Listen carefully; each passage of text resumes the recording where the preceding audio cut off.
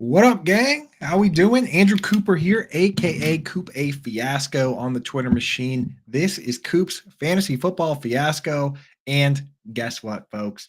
We have been hitting the FFPC streets all year long, doing the weekly challenges, doing the playoff challenge, and lucky for us, they created another challenge. They created a second chance challenge over at FFPC. So if you missed the first one, if you didn't get involved before, use promo code COOP over there. They'll give you $25 when you deposit 35 or more at myffpc.com. And you can get involved with us. What we're doing today is we're getting in that challenge. And who better to do it with than my boy Theo Gremminger over at PlayerProfiler, a guy that I go way back with. We've been chopping it up on the airways for a long time. So without further ado, Matt, behind the glass, why don't you bring him out? Bring out our buddy. Theo, what's up, dude? I'm ready. I'm so stoked. All right, Coop, you were so sharp last week, but it's like these playoff contests are so tricky.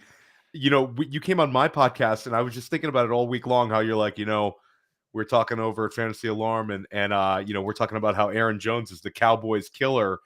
Should we consider him? And of course, we didn't. And anybody with Aaron Jones in their lineup is feeling like they're super dangerous right now with the 3 touchdown performance, and it just how he looked.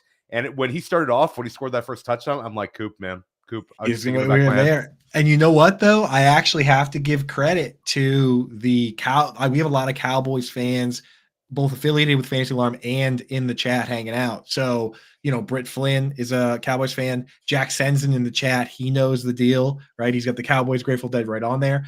Chris Sellers was also in the chat saying, hey, by the way, Aaron Jones carves us up every time. So we kind of had some inside information from the Cowboys. That's the funny thing is that, like, when you're a fan of a team, you not only know who's good on your team, you can be a little more realistic about it if you are a realistic person. You got to put the homerism aside, but you not only know who the good players are and who kills you. We got Hal in the chat. Hal's a big Lions fan, so we got the inside scoop, man. Theo, who is your favorite team, or are you just fully unbiased robot? I'm like a sicko fantasy person now. I grew up in Washington D.C. and I was a big Washington Redskins at the time. Then obviously Washington football team, and now Washington Commanders. But it's been like over the years, like a slow drip. Coop, I think it's like, the gateway drug to not caring about your NFL team is when you stop wanting to watch your team and you start getting like really annoyed when there's not a red zone option. Dude. So I sit back and I watch red zone and I don't worry. And I think I've had some people in my family who are Commanders fans. Some are Raiders fans just from like way back in the day. But for me now, I'm completely agnostic, and I have kids, and I'm not trying to steer them in any direction. I live on Long Island, and my son, who wants football jerseys, I buy him stars. And I'm like, you can figure out your team at a later date. He kind of likes the Jets, but he's got Lamar Jackson. He's got Patrick Mahomes. He wants Josh Allen, CJ Stroud. Like, that's how kids are these days. So I'm always like that. I always like that. I'll tell you what, I do have a lot of Patriots jerseys, right? But we had stars. So I have like a Gronk, a Welker. I have Tom Brady. But I mean, even as a Patriots fan, I have a Thurman Thomas jersey. I have a Calvin Johnson jersey, right? Like, I'm a fan of the game. And I think that's the way to do it. And it's so funny that having the game on the TV, that resonates with me, because I was always the Patriots on the big TV. I'm a multiple TV guy. Patriots on the big TV, Red Zone, the other TV guy during the Tom Brady era. As of late, it's moved from Patriots big TV to the little TV. And now at this stage, depending on what else is on, they're on the iPad. And there's whatever the best fantasy game is on the other TV. So yeah, we're getting that way, dude. So but yeah, I mean, good to know.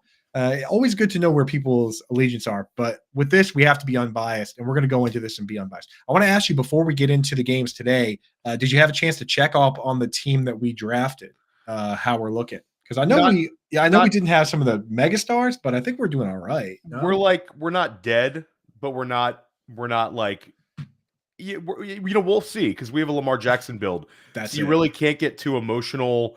You can't get too emotional when you have your quarterback position kind of off from the first week. I have one team in the $35 contest that's doing pretty well. But I didn't go crazy with the entries this year, so it's kind of like I kind of wish I did. I wish I sprinkled a little bit more because of the like the Aaron Jones situation. But it's you'll see the separation this week, because you're going to see a lot of we have Christian McCaffrey, we have Lamar Jackson. If those two guys come out and play like we think they can, we have Puka Nacua in our lineup, so we had that like really, really good heads up. And a lot of those Kyron Williams teams, the Kyron over Puka decision, especially when you got one game out of the Rams, is really going to resonate with a lot of people. So you really see a little bit more after this week. Yeah, I have one team that's currently ranked 352 in the $200 challenge, and that's with Lamar Jackson at quarterback. So no quarterback points. So I'm feeling good. The thing is, I could have used Tyreek over Devon Achane in that one, and I'd be feeling, you know what I mean? Like, so I know I probably can't win the whole thing, or maybe with one of my other teams, but I'm feeling good about that one. I mean, I did get a lot of the stars in there. Hey, but enough about those teams. That's already done, dude. We have a second chance, right? So go over to my FFPC. They have a $200 and $35 challenge available. I don't know. How do you want to do this one today? We could either pull up the grid now and have it up on the screen the whole time and kind of throw players in there, or we could go through and hit on the games, pull players aside, and then pull it up at the end. And I'll say, hey, you know what? Here's a list of players. We're like, what do you want to do, Theo? We can do whatever you're comfortable. I think we did it last time where we tried doing it that way, but then we end up just pulling it up on the screen anyway after a couple of minutes because we want to jam that one in. Right. So I say we just pull it up, dude. Your home court, man. You set the rules. That's true. Yeah, I do set the rules. So let's pull it up. We got the team that I already put the team in. I set us all up because Billy Muzio now twice has been invited to hang out with us on your channel and my channel. Our team is aptly named Muzio is a dork. So that's the squad for this one. And I truly, truly hope we win. So that's the name at the very top of the leaderboard. That would be poetic, man. We had John Daigle on First Class Fantasy yesterday, and I was busting Billy's chops. I'm like, Coop, we had such a good show last week, and Daigle's like, yeah, I was talking about like the FFPC builds, and Billy, I'm like, now you can't come on Coop's show tomorrow, like just busting his chops. It was very funny. You got some shout outs. You got to, yeah, hell yeah. And Daigle's the man, dude. He came on our show earlier this year. He's a great guy. So okay, let's get into it. For first game on the slate here, Saturday, 4:30 p.m. We've got Texans at Ravens. 9-point spread in favor of the Ravens. What I'm seeing, let me know with these. Let me know if you see anything differently. I know there's obviously a lot of different books, but what I'm seeing, 9-point spread, 43.5-point over under. So big favorites for the Ravens here. And the interesting thing that I want to point out right away is that a lot of the books, when you have quarterbacks with the passing touchdown props, you see, a lot of times it will be set at 1.5. Very rarely is it set at like 2.5, but then you'll see, like the average quarterback, it'll be 1.5 touchdowns, and the line will be around -100, right, or somewhere close to even. All the quarterbacks are favored to throw more than 2 touchdowns, except CJ Stroud. He's actually +150 last I was seeing. So they're really thinking that the CJ Stroud we've seen gets kind of lassoed here. What are your thoughts on it? For this, I'm a little scared, but I kind of want. I mean, I already did bet a little money on the over. So it's a funny game because Baltimore's been sitting back in the weeds, and I predicted Cleveland would beat Houston. I was incredibly wrong on that. Houston played inspired. The back-to-back pick sixes, Stroud looking fantastic. But what's funny is the line is almost the same from the last time these two teams played. And Houston, was the public perception of Houston back then was like they are not very good, and now it's kind of like they're great. So I think it's funny, Baltimore's getting a lot of credit, I think, because Vegas, I think, expects them to kind of shut down Houston. And like you said, with the CJ Stroud passing prop, you kind of see it right there. But that Ravens defense has just been so good. It's really difficult finding edges against that Ravens defense. Right. They're strong against the running back position, only 5 rushing touchdowns allowed all year. They've been strong against wide receivers, and they're very, very strong against tight ends. It's very balanced. It's hard to find that edge. They're just solid everywhere. Yeah, they're insane because they're using these split defenses that people are talking about these days, where it's like they're not just running cover 3 or cover 1, or they're running a cover 6 where half the field is cover 2 and half the field is cover 4, and it's really confusing for quarterbacks, especially a rookie quarterback. That is my one concern, is that they're doing some stuff that you just don't. A team is usually like, okay, this is a cover 2 team, that's a cover 3 team. This team is doing some crazy stuff, man. Kyle Hamilton is such a smart player, the way that he's picked up this ridiculous scheme. So it could be difficult here. For those now just joining us or just catching up with what's going on, we're doing an FFPC team. The setup here is that there's 8 teams left. In the early one that we did, the main event, you basically pick 12 players. So you're going to have 2 teams you don't pick anybody on, and you do a kicker and defense where you're fading. In this case, there's really no fading. You just want to pick like the best possible players from each team and have players going deep for the teams you think are going to win. So for this one, we're not predicting an upset, right, Theo? For us, we're going to go. No, I think it's Baltimore. Okay. So the question of the day, and this is the problem that I run into with Baltimore, is for game theory wise, people are going to look at Baltimore and they're not going to want to use some of these other players, right? They're probably not going to want to use Gus or Justice Hill, right? Zay Flowers, maybe.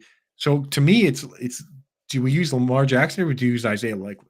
So I think that there's going to be a ton of chalk, especially in the second chance contest on Lamar Jackson and later on Christian McCaffrey. I think those 2 guys are going to be the chalk. I think that the interesting one is Likely, and Houston's actually been very generous against opposing tight ends this year. Yeah. I think Likely would be your pivot, but again, it's a little bit more of like a threading the needle type thing, which is kind of what you need to do in a contest of this size. So, if you're feeling some Lamar Jackson, I could do it, but it kind of limits our build. Whereas Isaiah Likely, I think there's actually going to be more Zay Flowers teams than there will be Isaiah Likely teams. I think that the fear of Mark Andrews coming back. So they just announced. Here's the thing. So then this is why I kind of like Likely is actually within the last hour, it was announced that Mark Andrews is not going to be activated. So I saw that one, but if Baltimore wins, if they win, so that's exactly it. And this is, I was going to tweet something on that if you already picked Isaiah Likely, you're rooting for the Ravens to lose this week, right? Like, yes. So if you made one already and it's already locked and you have Likely, the best case situation is he goes off and the Ravens lose because then Mark Andrews never comes into play. But you're right. If we think the Ravens are going to win, you don't pick Likely. In fact, I think the only reason you would pick Likely or Flowers is if you think they're going to lose either this week or next week. Yeah.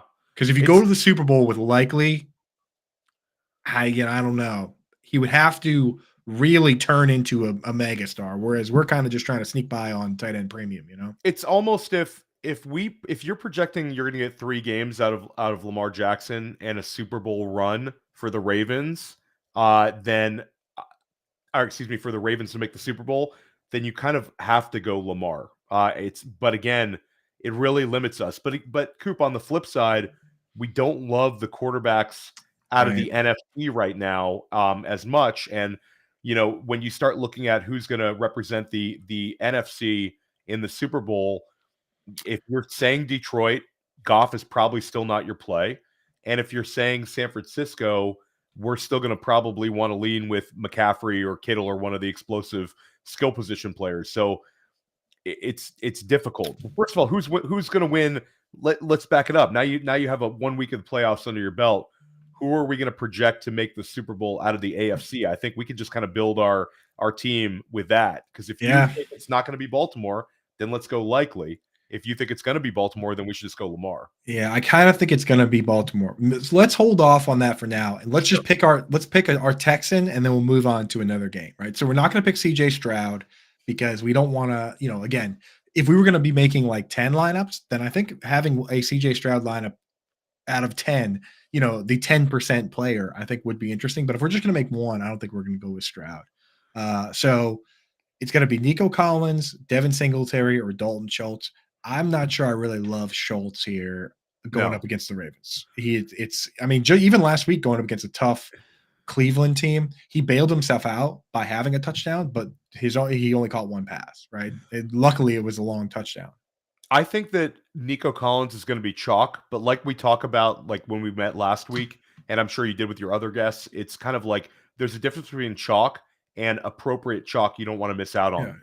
Yeah. We got it easier. Good chalk, bad chalk. Good chalk. That's that's why they pay you the big bucks. That's right, dude. We play a little good chalk, bad chalk. Keeping it real. I got to give John and Pembroke credit for that. John and Pembroke credit for the good chalk, bad chalk. But it makes it a lot easier because we can say, you know what, Nico Collins the chalk, he's a good chalk, right? He's a good chalk, and also a lot of YOLO balls. If they get behind early, you're going to see Nico Collins get 12 targets or something crazy, and some downfield targets. So, like, you could twist my arm into Devin Singletary. Nah. I think he could also be useful, but your ceiling is so much lower. So I think it's Nico.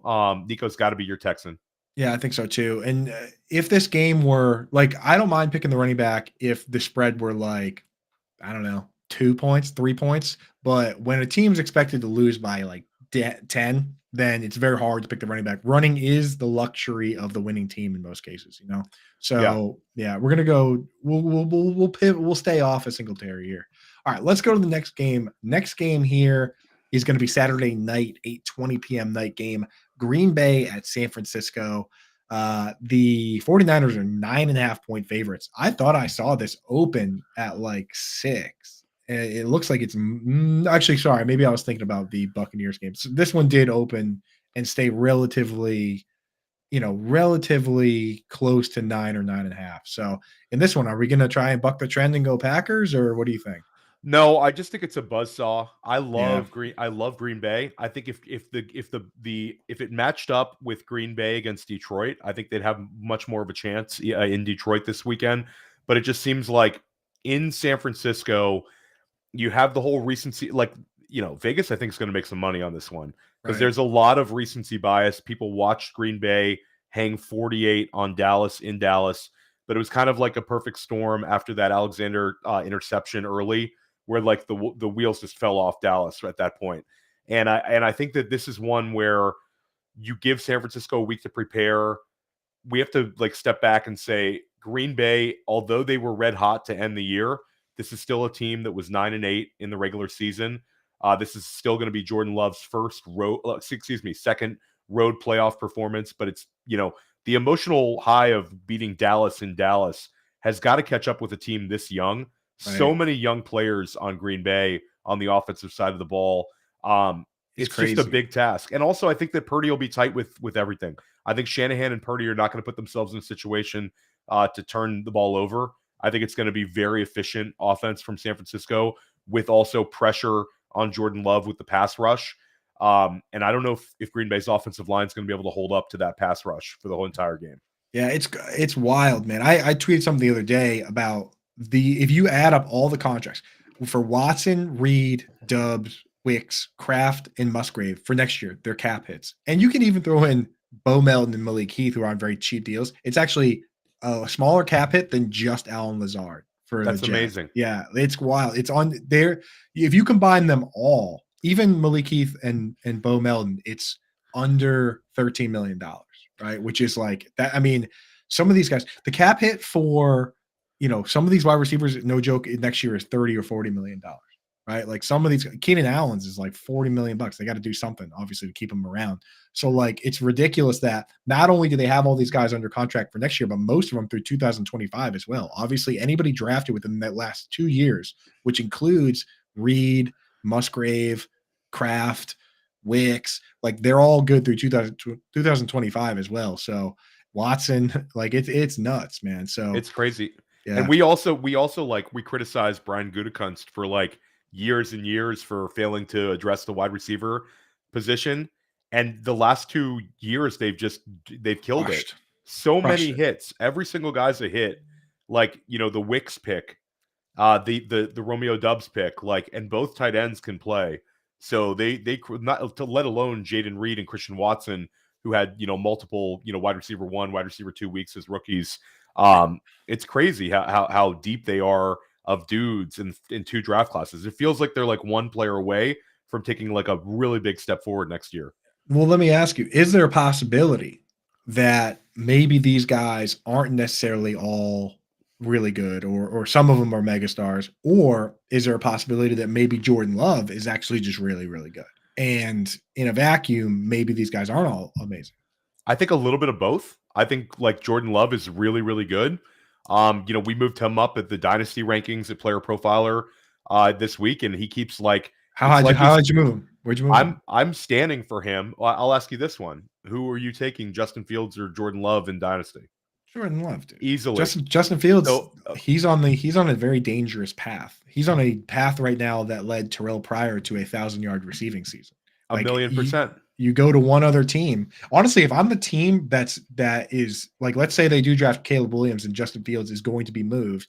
If I'm the team that's making that move, I'm speaking to him and his agent, and I'm saying, hey, you know what? This is your second chance. How much of a team player are you willing to be? Because we're about to give up draft capital for you, and we need to know what the floor is. We think you're a tremendous athlete. Like, are you the kind of guy that's going to be a Tim Tebow type and say, hey, you know what? I'm a quarterback. I'm not playing fullback. I'm not playing tight end. I'm playing quarterback or I'm doing nothing. Or are you going to be the type of team player where if it doesn't work out with you as a quarterback and we have you under contract, are you willing to play wide receiver? Are you willing to be a gadget player? Are you willing to return kicks? Like, I want to know what this guy is made of if I'm trading a second-round pick for that guy, if I'm trading a first-round pick for that guy. Because here's the thing. A 1,000-yard season from Terrell Pryor, that was actually a pretty valuable – I mean, how many wide receivers ever have a 1,000-yard season? So I'd actually be more willing to grab this player knowing, hey, you know what? What if, right? I mean, Ryan Tannehill used to play wide receiver in college. When the Titans made a move for that guy, you say, hey, you know what? I'm going to get a football player. Look at Taysom Hill. Right? Like, he is a valuable football player, no matter how you slice it. So, it's an interesting thought, and you'll find out what kind of a guy he is too. Yeah. With that question alone, where he says, nope, I'm a quarterback, and you say, okay, you know what? Well, maybe in that case, we're not that interested. We're looking for football players. We're looking for teammates. So yeah, we have sort of a disconnect because I think, we always think in fantasy terms, but just in real life NFL, he's 10-28 as a starter. And you can blame like the exigent circumstances and the team situation. And certainly there were multiple offensive coordinators, but the guy just doesn't win. But back to Love, like, so if you pass the Justin Fields test, which we do, then that already puts him in like, that low end QB1, high end QB2 range. Then you start having conversations about like Jordan Love, Brock Purdy, all sorts of guys like this. You can have a conversation about Jordan Love, Trevor Lawrence if we have one more year of sample size. So we're starting to creep up for Jordan Love here in terms of like dynasty value. And then in redraft value, the guy was quarterback 5 on the season, had 30 touchdown passes, had multiple rushing scores, QB5, and right behind like the blue bloods. It was like Lamar, Hurts, Allen, Dak, then Love. And now, Coop, he has 3 touchdown passes on 21 attempts last week in Dallas. And, Dallas played very poorly on defense, but still, for a guy in his first playoff game to go and do that, like Jordan Love's really, really good. Right. And you have to look at it in terms of, because people, I see people on my timeline and they're like, oh, yeah, Davis Mills threw for a bunch of 300 yards and 3 touchdown games. Well, there's differences, right? For instance, Davis Mills he was a 3rd round pick. Right. The best 3rd round picks over the last 40 years in terms of fantasy football are Russell Wilson, who is obviously he's a hit. The second best one in terms of fantasy points over the last 40 years is Matt Schaub. No joke. Or Chris Chandler. I mean, depending how you want to look at it, like, not good players, dude. So like the odds are stacked against those players. This is a 1st round pick, right? And he's also winning. So when you go to the playoffs, like, and who realized that this year is Kyler Murray. Kyler Murray said, hey, you know what? I got to get back on the field and win some games so that we don't have the 1st round pick. I need to take that off the table. Davis Mills didn't do that. That's why Davis Mills is gone. Desmond Ridder didn't do that. These 3rd round pick guys like that, forget about it. That's why with a guy like Love, they seem committed to him now. I'm in. I might even be willing to rank him ahead of Purdy. As crazy as that sounds. I think I'm there. I like Brock Purdy a lot. But I think I'm there with Jordan Love. It's certainly like if you take away the parts, if you put, but like Jaden Reed and Christian Watson and Dontavian Wicks and Musgrave and Kraft, and then swapped out Kittle, Ayuk, and Debo and traded skill position players, let alone having a healthy Christian McCaffrey out of the backfield all year. Like what Purdy did was super impressive, but like Love is doing this with it's just incredible. There's no veteran presence, and he missed Aaron Jones for a large portion of the year as well. Right.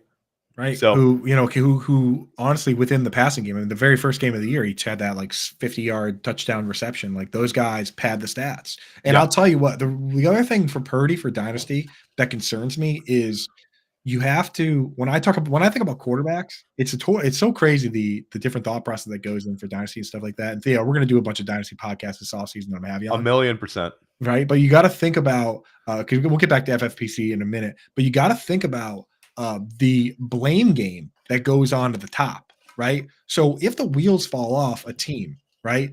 There's three guys that get blamed, and one of them gets the axe, and then the next guy does after. It's the GM, it's the coach, and it's the quarterback, right? So once the things start going badly, they look around and say, okay, where's the shakeup? Do we fire the coach? Do we move on from the quarterback, right? And the problem that you run into with the 49ers is if at some point the wheels fall off and they look around and say, we have the best running back, we have the best left tackle, we have the best, all these guys, we like Shanahan, we like the GM. It's like, where's the blame? Where's the axe fall? And that's my concern for Brock Purdy is that if they don't win the Super Bowl, then they might look around and say, oh, well, maybe Brock Purdy all along was just Alex Smith, who was able to have a bunch of seasons with 12 wins and 14 wins with the Chiefs. So that is my concern there. I don't think for sure that's going to happen, because they could just be good for a long time. So, but anyway, let's get back to the FFPC. Yeah, sure. Yeah, we could do that. See, this is the problem when I have you on, Theo, is that we could talk ball in a million directions. So for this game, we think that the Packers are going to lose, which gives us the near impossible task of picking a singular Packer. And in this event, we can kind of pick anybody we want because anybody's capable of having one good game and a loss. So you've tried to find an edge. You try to find an edge. And the edge usually would be a wide receiver against San Francisco rather than a running back. I look at like the Baltimore loss and Zay Flowers gets 13 targets, catches 9 passes, scores a touchdown, had like a big impactful fantasy game. Tyler Lockett had one solid game against San Francisco. I could go wide receiver here. I think that's probably the move to make, even though there's like ambiguity with it. But Aaron Jones, you have to think if it's a tight game, they're going to lean on Aaron Jones as much as they can in this sort of environment on the road, even though they're difficult to run against. I think you see a little bit more of Aaron Jones as a receiver in this game, just with how, he looked so effective and the fact that he missed some time this year and now the offense is kind of pivoting to an Aaron Jones offense. So I could go both ways here, Coop. I think that Jones will actually be the chalk because people are just going to ride the 3 touchdown game last week. If we can nail the correct wide receiver, that would be great. We went Jaden Reed last week, and he ends up with 3 targets and no catches. No catches, brutal. But that doesn't mean it's not a Jaden Reed week this week. Yeah, I think maybe that's the play. I think maybe because we want to have – the thing is he's also in a vacuum, he's been the best guy. He's been the chalk. You know what I mean? So I think that actually gives us an advantage for, in my opinion, picking the best wide receiver and also having people be off him because he had a down game last week. I don't want to go with the tight end, even though it's set in premium, because Musgrave, Kraft getting ramped up. It's just, there's no need. There's so many good tight ends. We could put 4 tight ends in this lineup if we want. No, we absolutely could. Yeah. I should go Reed. I think we're going to have trouble. Honestly, I always have trouble even finding running backs to pick. So I think maybe we should just go with the good chalk of CMC. Yeah.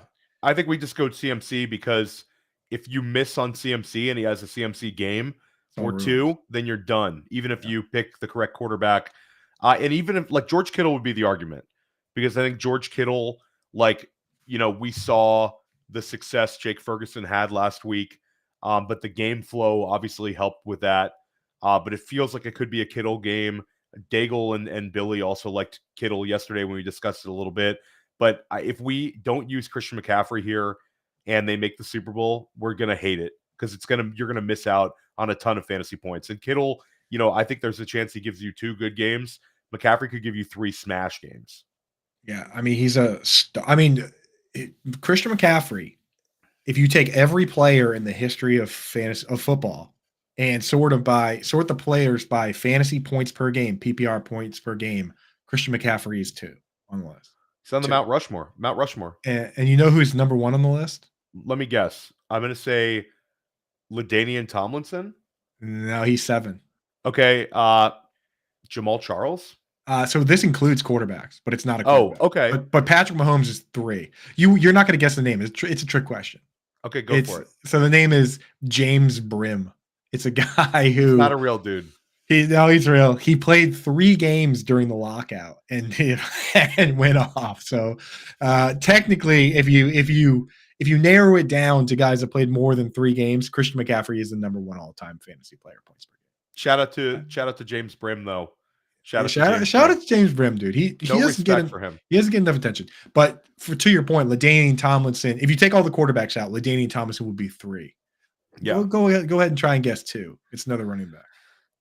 I said Jamal Charles, so I know that's not correct. It's not Jamal Charles. It's not Adrian Peterson because he didn't catch enough passes. Coop, I'm stumped. All-time legend, older player. Well, I'll put it this way. It's not Barry Sanders, is it? It's not Barry Sanders, or it's not and it's not Walter Payton. He's like the old-timey king. Eric Dickerson? Close. You're gonna kick yourself when I say this name. OJ Simpson? No. Okay, go for it. Jim Brown. Okay, so I do feel like an idiot right now. Yeah. Just think I thought I could get you with like old-timey king or like you know what I mean? He's just like Jim Brown, super megastar, 1957 to 1965. Dude averaged 20 PPR points per game. Yeah, Angelo in the chat got it, dude. Jim Brown. So, yeah, we can't use Jim Brown in the lineup. We're going to use Christian McCaffrey. We're going to use Jaden Reed, and that's it for this game. So we can move on to the next one. Next game here, Buccaneers at Lions. Now we're on Sunday, 3 o'clock. I like this. This is great. 3 o'clock and 6:35 for start times, Theo. I love it. That's beautiful, I love it. Right? It's fantastic. I love that. Yeah. I mean, because I'm an East Coast guy. The vast majority of the country lives on the East Coast. Starting games at 8 o'clock. I mean, I have no problem with it on Saturday. I honestly have no problem with it on any day, but I know people out there that, as JJ Zachariason likes to say, the East Coast dads, starting those late games can be a pain. So I'm all about that East Coast bias. I live on Long Island. You live in Boston. It's like, come on, man. We make it easy on us. Those West Coast people already have a weird football outlook because they are used to 10 a.m. a Sunday NFL game. So it's like, what? So, think about us. I'll tell you, I went for my bachelor party. We went to Arizona and we started the day in the pool, Bloody Marys, watching football at 10 in the morning. And then we went to the Cardinals and the Cardinals-Rams game, which was actually a later game there. So it was like, 1 o'clock or whatever. I'll tell you what, by the time I got out to the bar that night, it wasn't good, dog. You're ready to go to sleep. You're ready to go to sleep. Yeah. I was a monster. I was a gremlin. You pour a little Red Bull vodka on that gremlin, man, it was bad news. So, yeah, you got to be very careful on the West Coast with the 10 a.m. games. And what are you tailgating at like 8 in the morning? Yeah, we skipped the tailgate. We did our own. We basically just hung in the pool and watched football. And then when it was game time, we just shot over and went right into the game because we got an Airbnb close. Like my boys set it up the right way. But you got to hydrate, dude. You got to mix in some waters if you're going to try and do a full West Coast day of football. Let me tell you what. 100%. Yeah. So, but no, I love it. They're 3 and 6. So 3 o'clock, we have Bucks, Lions. And again, Lions are favored 6.5. This one, we could try and make a move here. But I feel like we shouldn't use either quarterback from this game, which opens us up to doing whatever we want. Because then it doesn't matter who wins, right? Well, chalk is going to be the sun god. Amon-Ra St. Brown, chalk, easy. Sure. And chalk is still probably, despite dropping a deep one, that could have scored a touchdown on last week in Evans. Evans, I think, will still be the chalk. And I don't think that's necessarily wrong, but you could pivot here to Jahmyr Gibbs. I think Jahmyr Gibbs is really appealing in a home game. I'm always trying to lean Gibbs in these sort of things. It's hard to get away from the sun god. Let's first of all, we get the Bucks out of the way. Right. Do you want to stand for Godwin or Rachaad White? Because I think they'll be very low roster percentages. I want to use Evans or Rachaad White. I don't think Cade Otton repeats. Chris Godwin, he doesn't have the single game upside that Mike Evans does. Agreed. So I want to use either Evans or White. On the Lions side, I could even potentially use Laporta because it's tight end premium. So I don't know. Again, we need another running back at some point. So I honestly think maybe what we should do is come back to the Lions. Yeah, come back to the Lions. Because I think we should revisit the Lions, but we should pick a Buccaneer. So I think that we both like Mike Evans, and I think that it's quote unquote due. And the only scenario you have in your head where Tampa Bay wins this game on the road is Mike Evans going off, and I think we've got to chase that upside. Yeah. And at the end of the day, I agree with you. Like, this is going to be a more of a traditional Mike Evans, like what we saw during the season game, than last week. He should have had such a better game too. Yeah. Anybody watch that game? Like he caught, it's like, oh man. Same with Kelsey. Like there were a few guys. Like Kelsey got 10 targets and dropped 3 of them, but he caught 7 for 71. Yeah. Like Mike Evans dropped that one. He does that too all the time, doesn't he? Like if Mike Evans caught every really bad drop in his career, he'd be the greatest wide receiver of all time. Yeah, 100%. 100%. He's so but he's good. The thing is, when he does it at this stage, it doesn't even faze me. I'm just like, you guys have to take that because that happens every once in a while with him. But man, love Evans though. I know, me too. And like, I don't even blame him anymore. It's just like part of his profile that he's going to have a bad drop at some point. That one that he should have caught that one. That would have been a 30, 40-yard touchdown. It would have been a massive play for every lineup with Mike Evans. Which is like all of mine. And then you get the Godwin one where they literally just throw it up in the air on like it was just so great. It was, I don't know if you saw they have the video of Baker mic'd up. So he's like, Godwin, be ready. Just throws it up to him or something. Chris, be ready. Awesome. Yeah. And then did you see him celebrating in the end zone? They had him mic'd up through the whole thing. Baker is it's amazing. The whole story with Baker is just incredible. And how about this one, Coop? I talked with Daigle and Muzio yesterday. Is if I told you in 2021, if I was like 3 years from now, you're gonna have Baker Mayfield versus Jared Goff in a huge playoff game, you would laugh in my face. Right. And Baker last year goes and plays for 2 teams, gets off the plane and plays for the Rams, plays for Carolina, and now he's like, it's like swaggy Baker is back. Right. He's like, it's really awesome. If you go back like 7 years though and say it, then everyone would be like, yeah, of course. Both first round picks, it's like everybody liked them, right? When they were the Rams and the Browns. So it's funny how the perceptions changed, dude. But yeah, here we are. It's awesome. It's just, I love that he has literal memes in his head. For anyone that missed the clip, he turns to, before the snap, he goes, "Chris, be ready." And then he throws it up to Chris. And then when he runs down to the end zone to celebrate with Godwin, he literally says, Godwin down there somewhere, which is an actual meme, dude. Like it's so good, man. Baker's awesome. I love when guys are having fun out there, man. So it's just so much easier to root for him than like a Russell Wilson who's like, he acts like he's running for president. It's just like, dude, it's very guarded in every mannerism. Chill out, dude. Yeah, like relax. It's a game. Have some fun, dude. So okay, so we're gonna go Mike Evans. We're gonna hold off on the Lions. Let's get to I think this last game is gonna sort out a lot for us. Yeah, it's gonna sort out a lot. So last game here, Sunday, 6:35. Chiefs at Bills, 2.5 spread in favor of the Bills at home. They once again have said that they expect a lot of snow, and they're requesting people to come and help shovel out the stadium, though. I saw something, Theo, not sure if you saw that. They already said in advance they're not going to have food and drinks for people that are shoveling. Like, it's a weird vibe. Terry Pagula has a lot of money, does he not? Like, doesn't he own the Bills and the Sabres? He can't afford a couple sandwiches, dude. Get some buffalo wings. Be on brand. For real, yeah. Dude. Seriously. Yeah. I mean, like, how hard is it to have like some snacks, bro? Free labor. They just want free labor, but they're not offering. Which they're going to get it. They're going to get it too. The people in Buffalo. So Mike Shope, who I know you know as well. So Mike Shope is like my favorite voice for Buffalo Bills everything. Hosts the Deep End, and he will say that like a lot of the players kind of live in the area near the stadium, and their neighbors will just show up and like shovel their driveways and shovel them out. That's sick.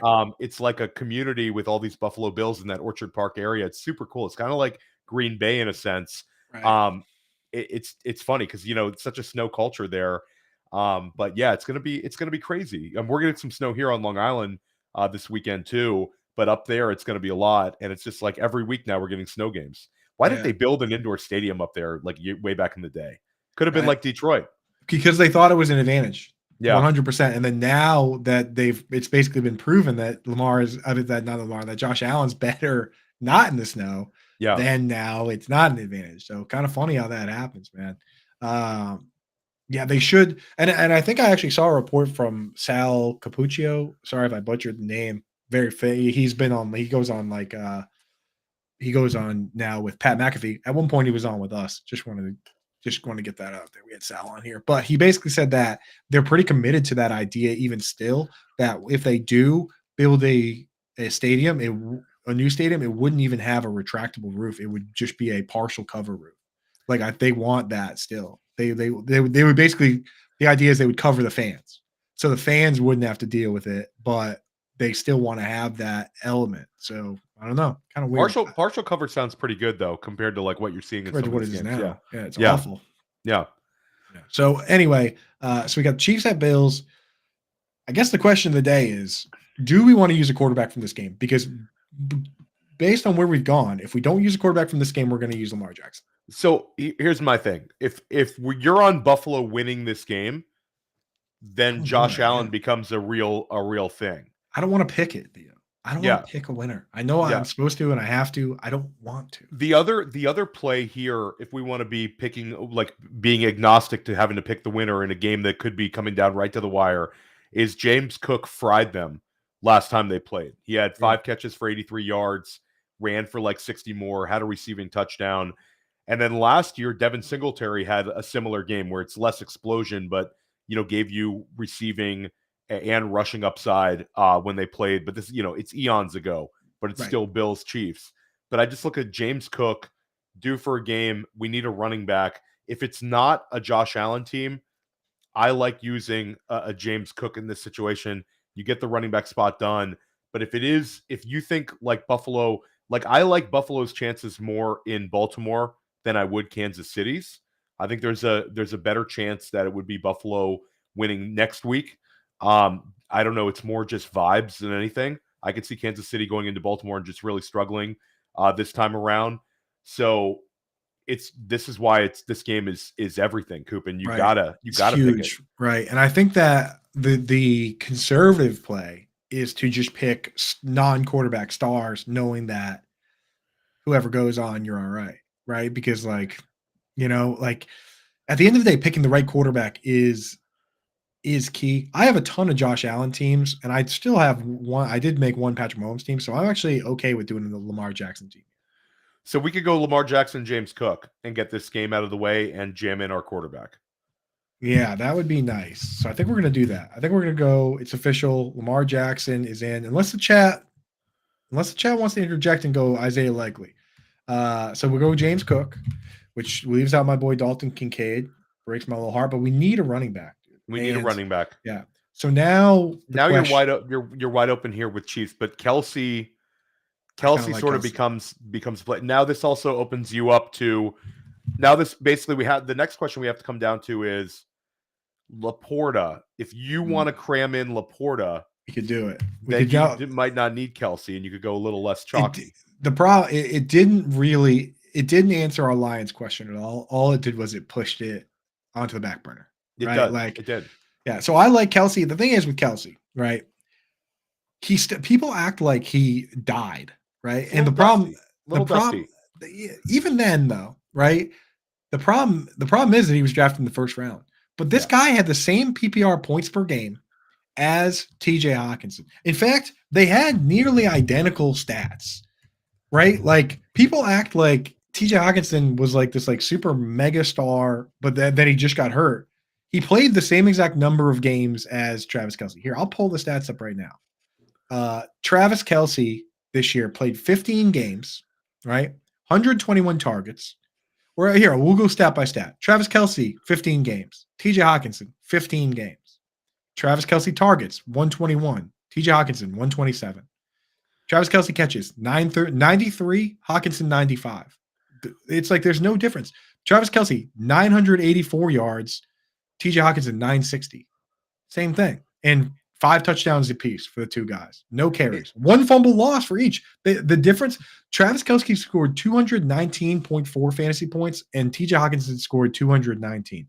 There's not a huge difference between those two. There's not a huge difference between what Laporta and Ankrum did in 17 games versus what Kelce did in 15. Those two guys, Kelce and Hawk, led the league at 14.6 fantasy points per game. Like this guy is still capable of monster games, is he not? No, of course. And I think that in this situation, they're going to lean on him. They're going to attempt to lean on him. And I think the other question becomes, like, do we love Rashee Rice or Isaiah Pacheco enough that we want to pivot away from Kelce in a huge game on the road in Buffalo? And I don't think that we do. I think that, I think we'd be chasing Pacheco a little bit, chasing Rice a little bit, where Kelsey's probably the play. I don't love it. It doesn't feel as dangerous as in previous years. It doesn't feel like a McCaffrey. Like in previous years, if you didn't use Kelsey, you'd feel like you're really like making yourself at risk and kind of opening yourself up. Now it just seems like people are scared. A little begrudgingly doing it, but it's still probably the move. I think we go Kelsey, lock it in. I'm not even. And the plus, he historically, he's played Buffalo 7 times over the last 4 years because they play in the playoffs so often. And the worst game he's had, he had 83 yards. Like, he averages 23 points in PPR against his team. And this is tight end premium. And the earlier this year they played, he had like 14.3 points. Like, I don't know. The Kelsey hate has gone too far. And the thing is, I'm the one that usually tells people don't draft Kelsey. This happens all the time with me where it's like, I will be, I am off a guy. And then next thing you know, I have to be the one defending him. Like, I'm defending Kyle Pitts and Travis Kelsey all of a sudden because like people take it too far. They take it too far. Like, I don't like drafting Kelsey in my own leagues because we do so much research that we feel like we can generate value elsewhere. That doesn't mean he's not the best tight end still.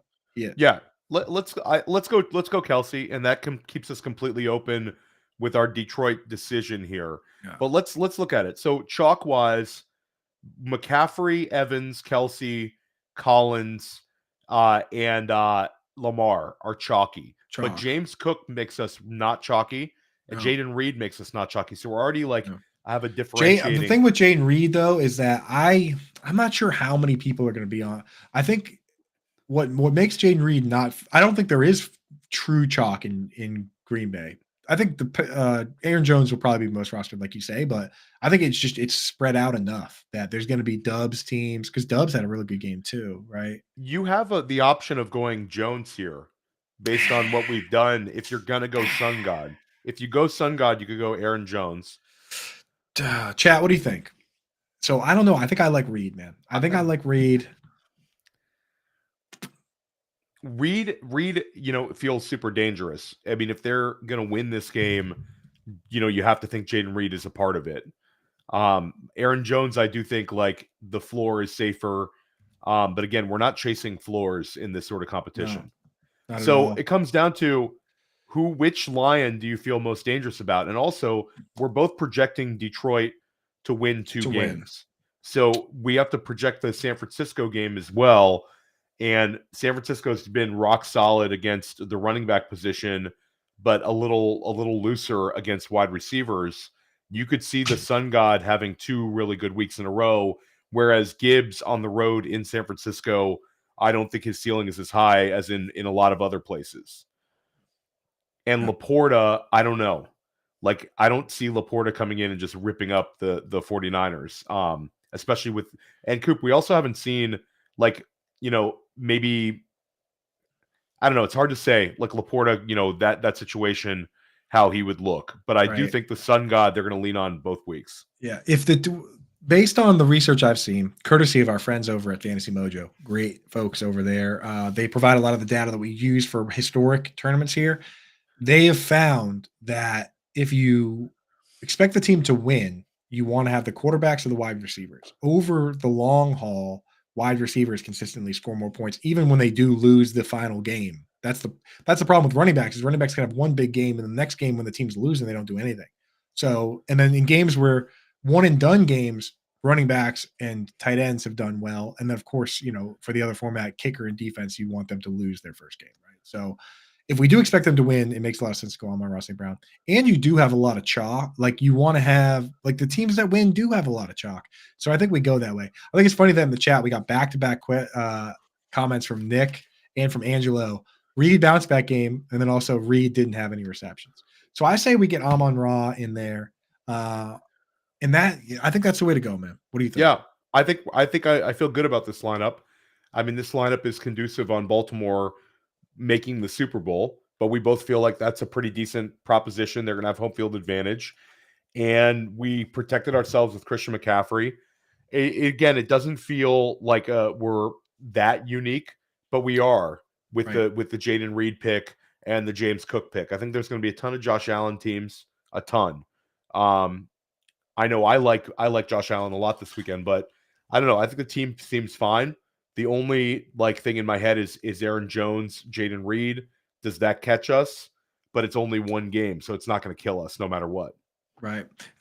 So I mean, I think this is it. So folks out there, Matt, if you could take down the thing at the bottom there, Matt Deutsch behind the glass today. Shout out to the Better Boss hanging out today. Yeah, there we go. So here's what we got going on. We have quarterback Lamar Jackson, James Cook at running back, Christian McCaffrey at running back, Jaden Reed and Nico Collins as the wide receivers. Our flex plays, we're going with Amon-Ra St. Brown and Mike Evans, and then the Travis Kelce at tight end. It is tight end premium. Folks out there, if you think you can do better, I know folks in the chat already are chomping at the bit to beat us because they think we have a better team. Go to myffpc.com or use that QR code that's right on the screen. They'll give you $25 when you deposit $35 or more. Again, Coop at myffpc.com. They have $35 or $200 entries.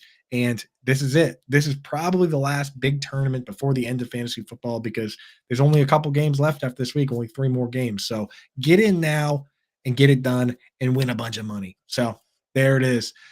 Theo, got to ask you. I actually want to ask you one more fantasy football question before we go. I look at this Packers team, right? And with all these weapons, man, for Dynasty, what are your thoughts with this? How does the wide receiver group shake out? Like, because they're going to have 2 tight ends too, so they're going to use a lot of 2 tight end sets. If you had to pick 2 out of these 4 wide receivers, and the 4 wide receivers being Watson, Wicks, Romeo Doubs, and Jaden Reed, 2 out of those 4 wide receivers to be full-time players, which 2 would you feel best about? Like if you had to pick 2 of these Packers wide receivers to be your guys in Dynasty, which 2 are you going for? Because there's so much Dontavian Wicks steam, and Jaden Reed's been good, and Christian Watson was the first round pick or second round pick, and Jaden Reed's been awesome. It's a very difficult question all of a sudden. I think it's Jaden Reed. I'm a Jaden Reed stan, and I think you brought up how Jaden Reed becoming a full-time snaps player in year 2. I think he takes a big step forward. He has a nose for the end zone. All those manufactured touches. I had some pushback because people were think my steam is too much, where he was better in games without Aaron Jones, like we saw last week. But I'm a Jaden Reed guy, and yeah, I like Christian Watson still because we've seen ceiling games out of him. And the thing is, we don't take zeros, Coop. And I think the perception of Christian Watson is he's this guy who can't stay on an NFL field. But when he gets on the NFL field, we've seen him have like 4 or 5 games in his career now where he's getting like 18 or more PPR points. I really like Wicks, though. I think there is a lot of Wicks steam. I think the Wicks bet is kind of an anti-Christian Watson bet where, again, he can't stay on the field and maybe Wicks, develops into kind of what they wanted from there. But I think Reed is actually the safest play here. 2nd round pick. Guys like him have had successful, careers fantasy wise. And I think he's nasty. I think Jaden Reed, like eye test for me. I love Jaden Reed. Exactly, with the design plays and all that. So I'm with you. Same 2 guys for me. And I'll tell you what, that doesn't mean it's the end of the world for Wicks or Romeo Doubs or Bo Melton, as we're seeing from Angelo here, because I watched Antonio Brown sit behind Emmanuel Sanders and Mike Wallace and Antoine Randall and Hines Ward and have 1 catch in the Super Bowl. And then, those other guys went elsewhere and they were good, right? Like Emmanuel Sanders was good for the Broncos, and Mike Wallace was good whenever he felt like playing for like the Dolphins and stuff. So all these guys can be good. I'm just asking for next year. So love that, Theo. Let's get you out of here. Tell everybody what you got going on over at Player Profiler. I know you guys are doing big things, man. Yeah, so you can find all my written work at playerprofiler.com. You can find me on Player Profiler YouTube. I'm dropping videos in addition to all my podcasts. You can see my episode with Coop from last week. First Class Fantasy and Press Coverage, my 2 redraft shows. I record the Sonic Truth Dynasty podcast with Matt Kelly, the Podfather. And then my new Dynasty show, Dynasty Life, has been actually going very, very well. Love to have you on sometime soon, Coop. Yeah. And then Futurecast, we're talking about the 2024 class. Pretty much every time we drop an episode, that's like a couple times a month. And we are going to be back on Monday evening. So yeah, check us out on Player Profiler. Boom. Love it, man. You guys always cooking up good stuff. That's going to be it for us, folks. But stay tuned. Coming up right after this is the Better Sports Betting Show with Dan Servadidio and Howard Bender. Get all your bets in. I love that show this time of year because, once baseball's going, you got baseball bets every day, but we have hockey, we have basketball, and we still have football to bet on. So that show's a blast, man. So stay tuned. That's coming up next. Thank you guys for joining us in the chat. Thank you to the better boss, Matt Deutsch, behind the glass today. And that'll be it for us. Have a good weekend and good luck in your FFPC contest, folks.